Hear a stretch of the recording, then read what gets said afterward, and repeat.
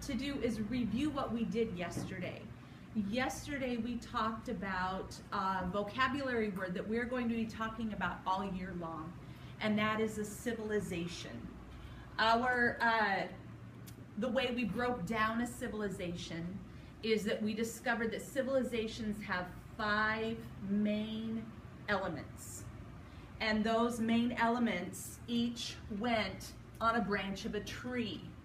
We saw this is our vocabulary tree for civilization. And we learned that in order for historians and geologists or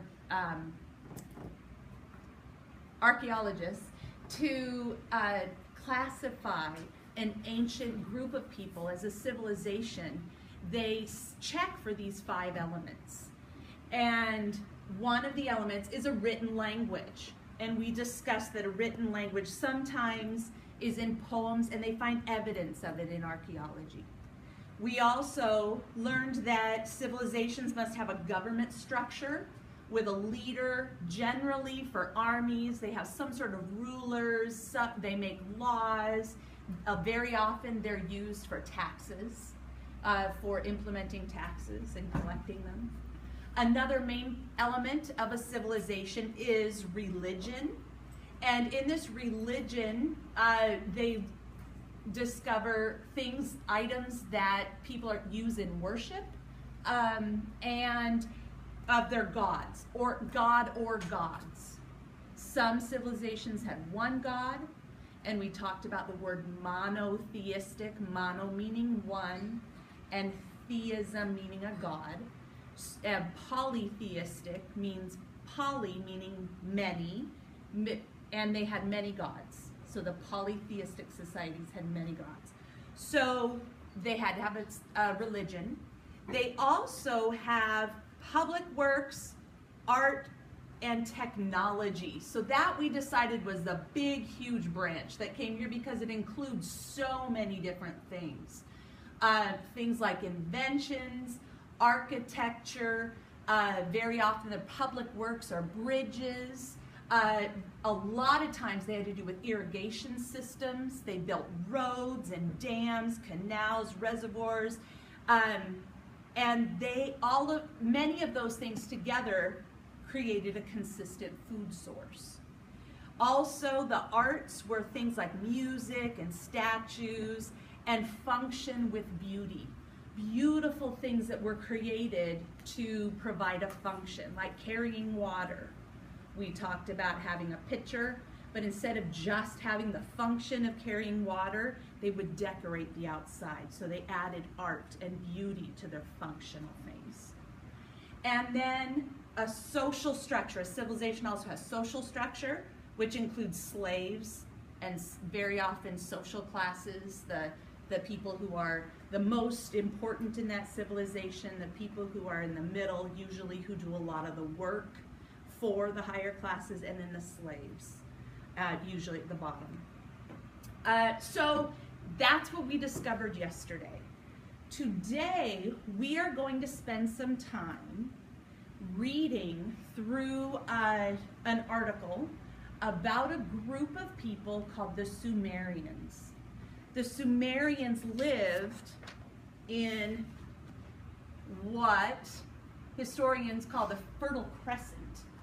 And the Fertile Crescent is a crescent-shaped area that was very fertile. What does fertile mean? Anybody think of why they would call it the Fertile Crescent? Yes. Maybe like able to maintain life. Okay, so the soil was arable. It was farmable. And because of that, they had civilizations that started in that area, and life grew there. So one of the first civilizations in this area was a place called Sumer. And we're going to read a passage today about Sumer. And as we read, you are going to look for evidence of those 5 key elements, and we're going to determine whether this is a civilization or not. So we need to look for evidence. which means that we need to think like a historian. Historians don't always get all of their information from exactly what they can see. Very often, they get their information from things that they infer from what they see. Does anyone know what the word infer means? We're going to be doing some of it today.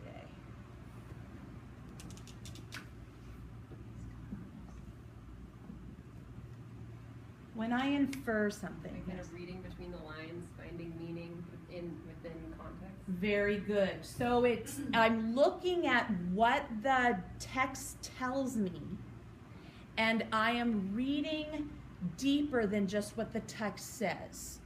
And I'm reading between the lines, and I am discovering some things that are probably true based on what I'm reading. So if we'll work together on part of this, and we will then, you will work with a partner or a group of 3, and you are going to determine other, see if you can find some other evidence in this text. So this text has a little map, just to give you a place, and it has a really cool statue, a picture,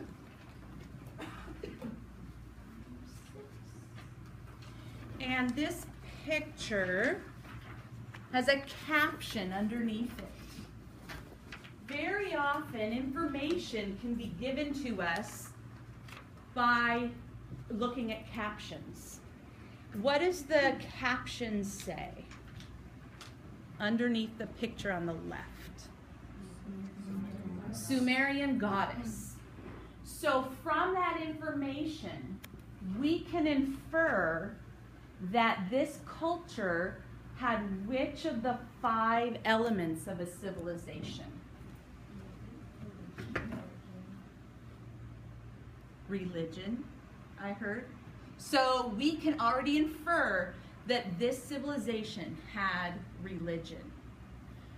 So what I would like you to do is read with your group, and I want you to read aloud, but quietly. So we're going to turn to our elbow partners, and when we turn to elbow partners, or a group of 3, when you turn to elbow partners, your voice should only go as far as it needs to for your elbow partner to hear.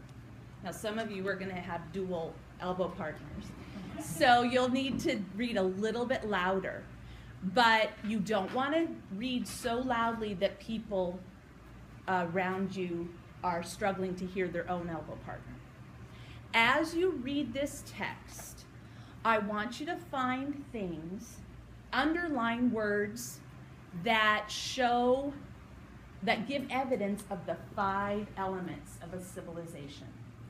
And as you do that, if you come across a word that you don't know or you're unfamiliar with, I'd like you to circle those words, and we will talk about them later. Okay? So read with, if you need to, I know some of your tables are not even, but if you need to read in a group of 3, go ahead and read in a group of 3. We are underlining words that give evidence that this is a civilization, these 5 elements of civilization, and we are reading, we're also circling words that we don't understand. So we have 2 jobs. As you are reading, you may need to infer that some of the elements exist. Okay? And we'll talk about those when we're done. All right? Okay, go ahead. I will start. About the same time as the first pharaohs were coming to power in Egypt, around 3100 BC, a group of people known as Sumerians were living in the area of Bithynia. I don't know how to pronounce these, in West Asia. Euphrates. Sixth grade. The Sumerians themselves believed that they had come to the Euphrates from somewhere else, probably in boats from the Persian Gulf, and archaeology shows that it is true that their first cities were near the Persian Gulf, though they later spread out northward. The Sumerians had kings who ruled the city-states. The Sumerians believed the kings were appointed by the gods. One of the king's main jobs was to lead the army. To their east, in modern Iran, the Sumerians had the people of Elam, the Amalekites, who both traded with and fought with at different times. To their west, the Sumerians had the Amorites, who spoke the Semitic language related to modern Hebrew and Arabic. The Sumerians seem to have begun to use writing by around 3000 BC, which allows us to know more about them, though we still can't really read their earliest writing. The writing is called cuneiform and was created with a wedge-shaped stylus pressed into clay or other soft material. The Sumerians also used bronze. Sumer may be the first place where tin was added to copper to make bronze, maybe because there is so little stone there for tools. They built big temples called ziggurats, where they believed the god of the city lived. These temples were huge and could often be seen from 20 miles away. They were built from layers of mud bricks. The Sumerians made statues of people worshipping their gods and wrote music to play during the worship of their gods. The Sumerians built mud brick walls around their cities. In the middle of the cities lived the richest people, which included the priests and the government officials. They lived in large, luxurious homes. In small brick huts on the outer rings of the cities lived the middle level of society, the merchants, artisans, farmers, and fishers. In times of war, farmers were forced to serve in the army. The lowest level of social structure was like slaves. They lived in their owner's homes. The religion of the Sumerians reinforced the social structure. Because the people believed the kings were appointed by the god, they obeyed the king. Obeying the will of the god was one of the Sumerians' strongest beliefs. They began big irrigation projects, digging canals and ditches to bring water from the Tigris and the Euphrates to the land between them so people could grow food there. And this way, more people could live in the same environment. Sumerians tell a story that all this happened before the flood. In the Sumerian version, there were 7 kings before the flood who had 7 wise men who have 8 apprentices. The first of these wise men was Moana Adapa, whose name is Adam in the Bible. Then the Sumerian texts in the Bible agree the gods were angry with men and sent a great flood which destroyed everything, and only a few men survived to rebuild. The Sumerian text places this event around 2100 BC. Okay, 6th graders, I'd like you to pause your reading where you are. And what we're going to do, I don't want you to worry about finishing reading this article. What we're going to do right now is we're going to spend a little bit of time in our groups. We have 1, 2, 3. How many groups did this? 3. 5, 6, 7 groups. We are going to categorize the information that you found into, we're going to put it on this chart. So if you found evidence of religion, you're going to briefly jot it on this column. If you found evidence of government, you're going to put it on this column. If you found written language, over here, okay? So what we're going to do is we're going to have this group. You are going to focus on religion and finding evidence of the religion that these Sumerians had, if you found any. Okay, so remember, our goal is to figure out whether Sumeria was a civilization or not. This table had 2 groups, right? I would like you two to work on government. Find evidence for government. You're almost done. What? You're almost done. Oh, Emma. All right. Why don't you all work together on government? This table is going to work on arts, architecture, public works, and technology. Because that includes a lot, so the 6 of you are going to work together. 6. You three are going to look for evidence of social classes.